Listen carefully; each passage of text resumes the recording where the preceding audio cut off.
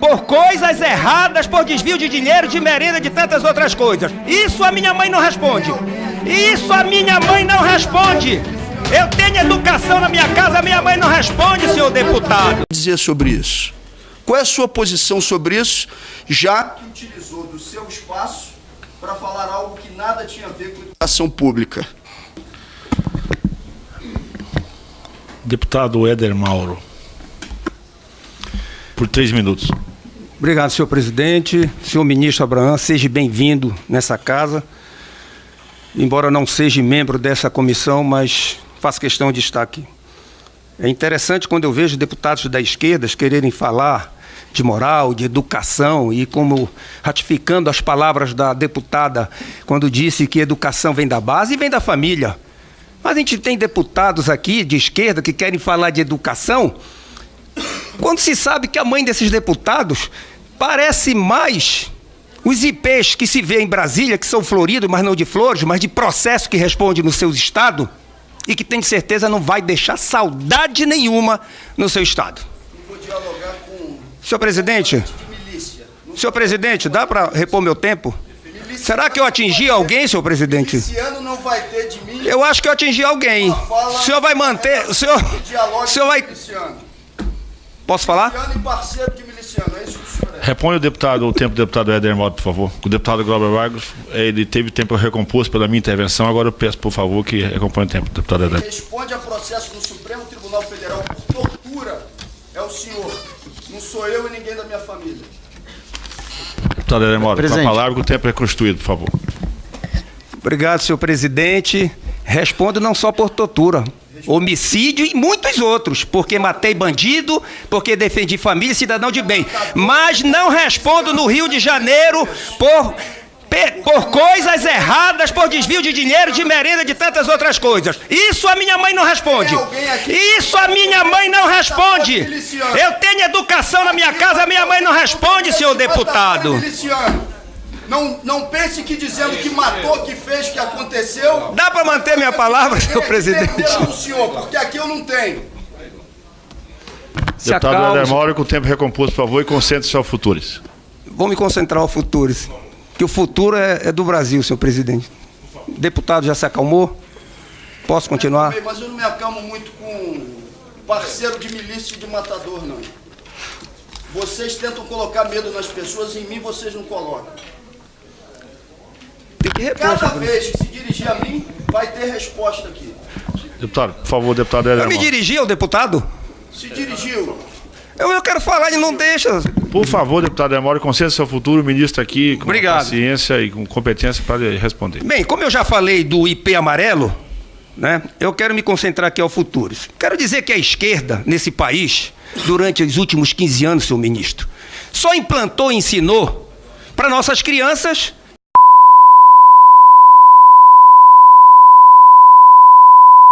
de família do que nós conhecemos, que é pai e mãe, acabou-se, né? E no ensino médio superior, não tem a menor dúvida. Ideologias radicais dentro das universidades, valor de destruição da família, desrespeito às religiões, liberação e uso de drogas, e por isso exatamente que eles têm, e é claro, a minoria que não são a maioria dos estudantes, um pavor de ter a polícia dentro das universidades. Protestos, como se vê dentro das redes sociais, inclusive com nudez. Essa é a universidade que se vê hoje, uma universidade de balbúrdia realmente nesse país. Eu tenho certeza que nem um pai, nem uma mãe quer isso para o seu filho de bem. E nem um garoto ou um jovem de bem quer para si esse tipo de coisa. Eu tenho certeza que a grande maioria dos jovens dentro da universidade não querem isso para si. Eles querem aprender, eles querem ser bons profissionais e valores corretos de vida. E isso dentro das universidades não tem, porque aqui mesmo foi dito nessa comissão, quando as nossas universidades têm o mais péssimo conceito diante do desempenho acadêmico, com as suas raras exceções, como Rio Grande do Norte e outras. Eu quero, senhor ministro, parabenizá-lo por tomar as iniciativas corretas para que esse país, na questão da educação, possa tomar outro rumo. E que, além desses projetos, a gente possa moralizar as universidades e fazer, inclusive, reformas nelas. Porque, se não o fizer, nós vamos ter essas podres, essas frutas podres dentro das universidades, contaminando a nossa juventude, inclusive com drogas. o Futuras, que diz claramente aqui nos seus 3 eixos, que são gestão, governança e empreendedorismo, pesquisa e inovação, que premia professores, que premia estudantes quando consegue resultados positivos nas pesquisas, não pode ser criticado por uma esquerda que só destruiu esse país e roubou esse país, e está assim o bandido maior dessa esquerda preso, que é o senhor Luiz Inácio Lula da Silva. Portanto, lhe parabenizo não só por isso, mas inclusive pela implantação e o lançamento do projeto das 108 escolas cívico-militar que serão lançadas no país, inclusive dentro do meu estado. E também por colocar a carteirinha digital agora dos estudantes, que vai ser um golpe profundo nos podres do PCdoB. Obrigado, senhor ministro, e viva o IP amarelo. Obrigado, deputado Eldo. Deputado Eldo, até por ter... Dizendo que nós vamos encerrar as inscrições e, na sequência, retomamos as listas de líderes, membros e não membros já inscritos. Com a palavra, o senhor ministro.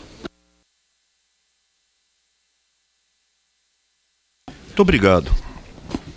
Vou começar aqui com o deputado Elias Vaz. Ele citou aqui método de falar, porcaria, malandro, vagabundo.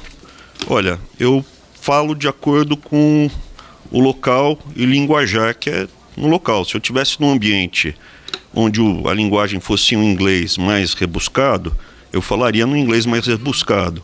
Em espanhol a mesma coisa. Em português também. Eu fui xingado aqui de vagabundo, de cachorro, de cão. A minha mãe foi ofendida. Então, assim, eu não usei nada que fosse uma coisa muito... Eu não usei nada que fosse uma coisa muito fora. Aliás, eu acho que até fui mais... Não estou falando que o senhor falou isso, pelo contrário. Mas teve colegas aqui, deputados, que me chamaram de cachorro, cão do diabo, ofenderam a minha mãe, me atacaram da forma mais vil e abjeta. Então, assim, eu acho que eu fui até comedido perto do ambiente no qual eu me deparei. E eu sou um cara do povo, eu sou um cara relativamente simples, então eu uso o linguajar coloquial, que eu considero até uma característica positiva para o Brasil. Gestão das OS, o problema da questão que o senhor levantou é uma coisa que me preocupa muito, a questão da corrupção. Eu acho que é uma coisa que eu realmente não quero ter nada debaixo de uma ação minha envolvido com corrupção. Então é uma preocupação grande que eu tenho.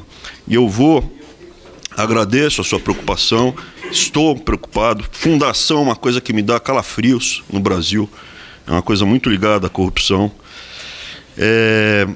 A questão que o senhor citou foram OS ligadas à saúde, né? O que a gente está querendo fazer são as OS ligadas à educação. Então a gente tem aqui vários exemplos, que é o INPA, o RPN, o próprio Embrapi, ISP, CG, e todas elas não tiveram nenhum caso.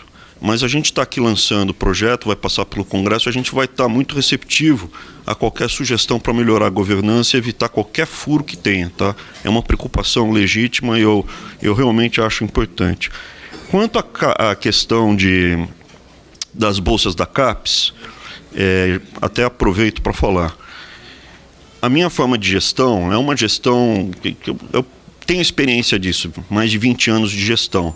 A gente pegou um país quebrado, eu não queria me alongar muito aqui, quem foi que quebrou, né? Evidentemente que não foi o governo Bolsonaro. Pegamos um país quebrado e tivemos que fazer uma gestão na boca do caixa. E a vida é feita de escolhas, e às vezes a gente tem que falar não para depois falar sim. O que aconteceu logo no começo? A gente cortou, ali a gente não contingenciou, cortou bolsas que estavam vazias, de cursos que estavam mal avaliados há mais de 10 anos. Cortamos também as bolsas que eram prontamente disponíveis para os reitores. Alguns reitores tinham 100 bolsas, que eles podiam dar por livre arbítrio para quem eles quisessem. A gente cortou essas bolsas também. E com isso a gente chegou a uma situação agora em setembro muito mais confortável do que o CNPq. Não vou entrar no mérito se foi certo ou errado que o meu colega, o ministro, o astronauta Marcos Pontes, fez ou deixou de fazer. O resultado os senhores julguem. Mas aqui, objetivamente, o Anderson, quando o senhor comentou, de novo, eu estou administrando uma situação de crise. A gente recebeu uma prévia do orçamento, que era de 16 bi, enviamos um relatório para o Ministério da Economia. Esse relatório da Economia, a gente estava falando, olha, 16 bi não dá, E eles conseguiram, através de algumas ações que nós tivemos na pasta de educação, reduzindo coisas que eram vistas como obrigatórias, nós reduzimos o piso, então sobrou mais espaço discricionário para mandar para as universidades poderem ter o mesmo orçamento do ano passado, e dessa vez eu acho que não vai ser contingenciado, poderem ter para fazer o planejamento delas, porque isso elas precisam ter agora para fazer o planejamento. Então a gente se preocupou para sinalizar para elas fazerem um orçamento para o ano que vem e se planejarem. A questão das bolsas, a gente tem um pouco mais de tempo para buscar uma solução. Eu acho que esse mês, ou alguns dias, a gente vai buscar a solução, que é ampliar os recursos e evitar esse corte. Tanto é que o Anderson fala, eu acho que isso não vai acontecer, eu acho que a gente vai buscar uma solução. Meu interesse não é acabar com a pesquisa no Brasil. Meu interesse é acabar com o desperdício, e infelizmente ele existe. Quando eu falo porcaria, malandro e vagabundo, eu não estou me referindo a tudo. Tem muito trigo nesse... O campo brasileiro, o Brasil, nesses anos todos, plantou-se muito trigo, mas infelizmente misturaram as sementes e tem muito joio também espalhado. Mas veja, nossa proposta não é para arrancar o joio, a gente quer deixar o joio do jeito que está. O futuro se trata do que? De estimular que o trigo germine, produza mais sementes e gradualmente vá dominando o campo. E o que havia no passado, com a injeção de recursos sem controle nenhum, era simplesmente estimular que o joio prevalecesse. Então existe trigo, a gente quer salvar o trigo e não derrubar tudo, tá? Deputado Aliel Machado, eu vou começar com a parte que a gente está alinhado. Fundações de apoio já foram incluídas, o senhor está certo. A gente recebeu os representantes, o Wagner pode até entrar com mais detalhes, mas a gente já acatou isso daí, inclusive por isso que está no período de diálogo com a sociedade, para escutar esse tipo de coisa e corrigir, de fato, um equívoco que foi não ter colocado as fundações de apoio. A questão que o senhor falou, cuide da educação, do astronauta, tal, assim, no meu colega ministro Marcos Pontes, é a discussão que a gente vai ter. Hoje o CAPES está numa situação mais confortável que o CNPq. Tá? Então, é uma questão de gestão, é estilo de gestão. Eu acho que o que foi feito no passado foi correto.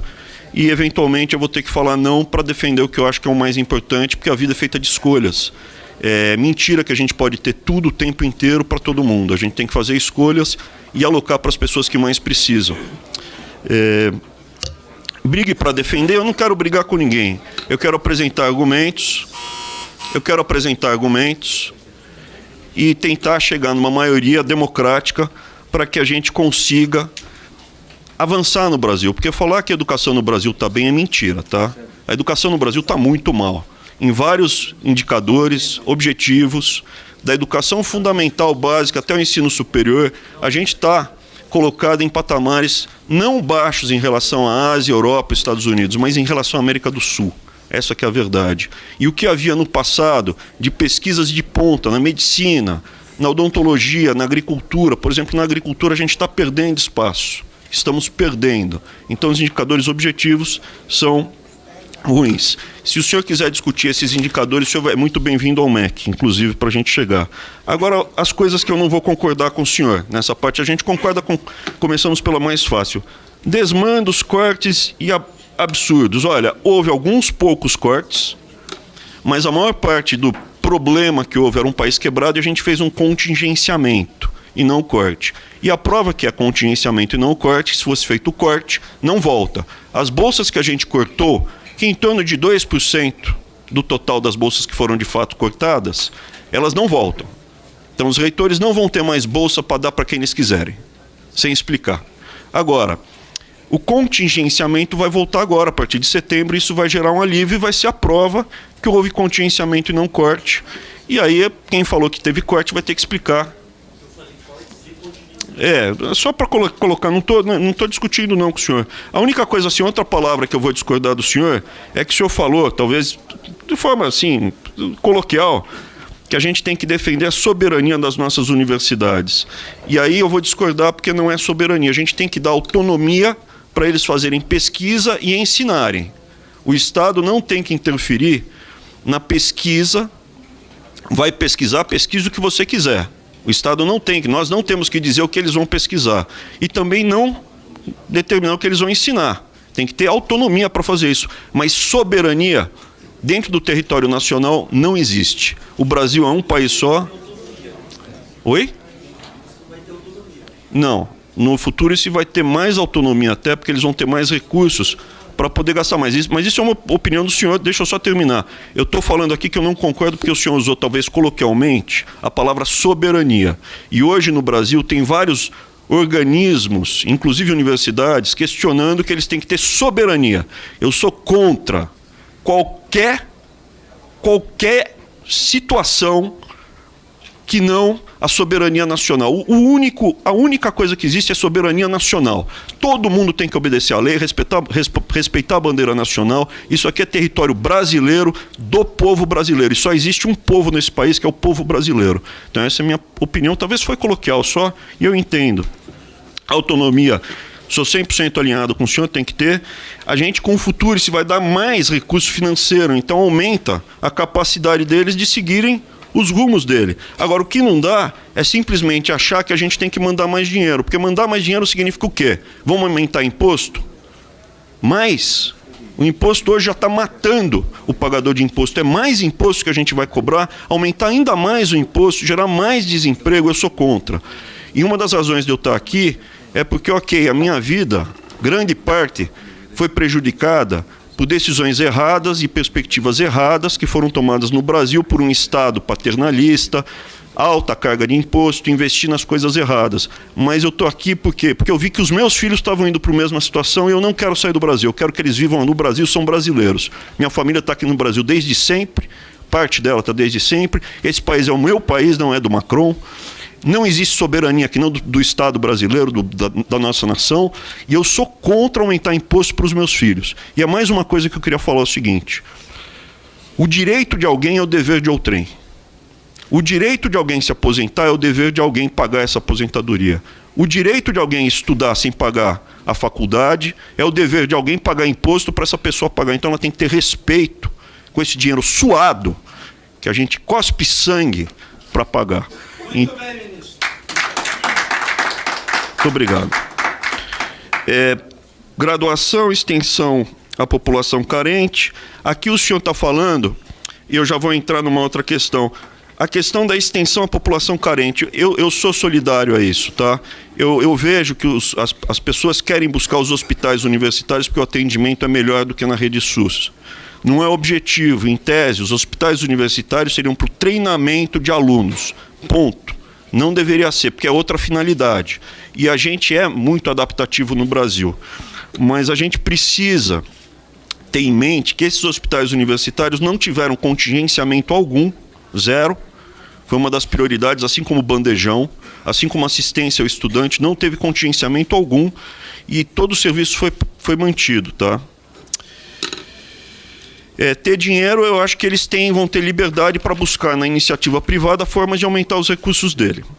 Deputado Paes Landim, eu agradeço a aula de história que o senhor deu, a sabedoria da idade, essa grande experiência que o senhor trouxe para a gente, as citações que o senhor fez de Roberto Campos e Castelo Branco, eu particularmente não conhecia esses detalhes, agradeço a oportunidade do senhor trazer isso, e também o conforto que o senhor me dá falando que o futuro está em linha com esse período, que eu acho que o Brasil tinha dois grandes pensadores e líderes, o Castelo Branco e o Roberto Campos. Eu não concordo quando, por exemplo, o Delfim entrou no regime militar. O Delfim, eu acho que é uma pessoa que vai entrar para a história do Brasil como uma página muito negativa, apesar dele ser ainda tratado com referência para muitas pessoas. Eu acho que esse sim foi o ovo da serpente da crise.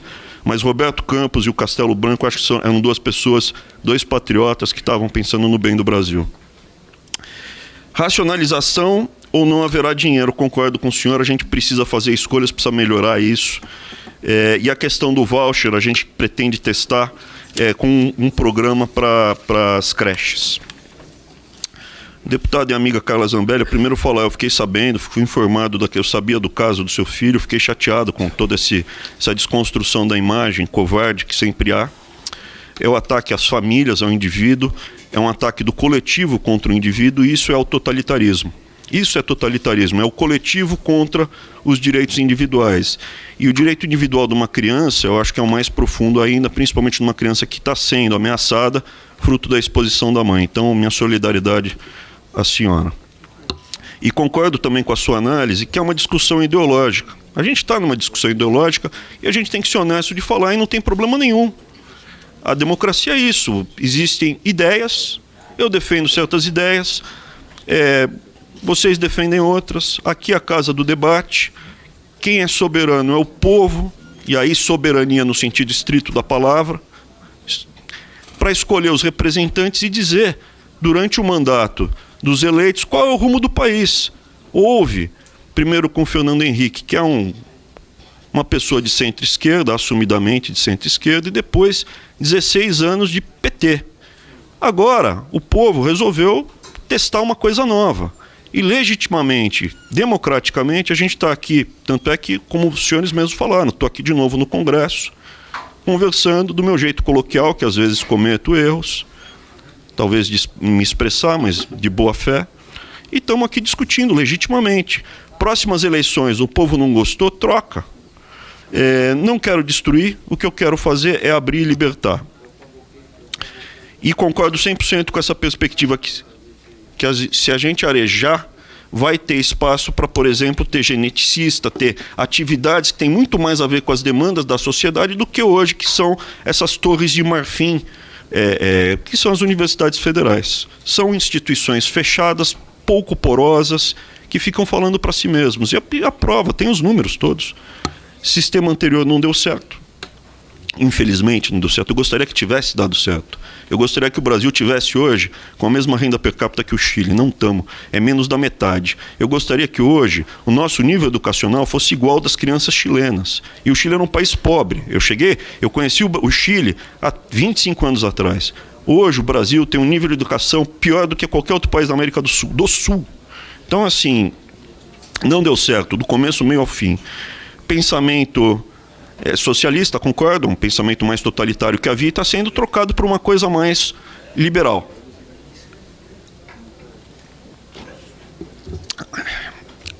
Alternância de poder, respeito à democracia, concordo. A desistência que o senhor fala é de 50%, infelizmente isso impacta nos custos finais. Que a senhora fala, desistência de mais de 50% na média das universidades, isso impacta sim no resultado final, que é um aluno que se forma por um preço muito caro. E isso até é um dos argumentos racionais que eu dou para não cobrar de quem pode pagar. Hoje, aqui eu vou fazer um parênteses, 66% dos alunos vêm da rede pública. 1/3 só que vem da rede privada, mas esse 1/3 que vem da rede privada, muitos não poderiam pagar. Eu imagino que nesse auditório, a maioria poderia pagar uma faculdade privada. Só que o custo médio de uma faculdade privada, em alguns casos, como o FRJ, é de quase R$800 mil por diploma. Quem vai pagar?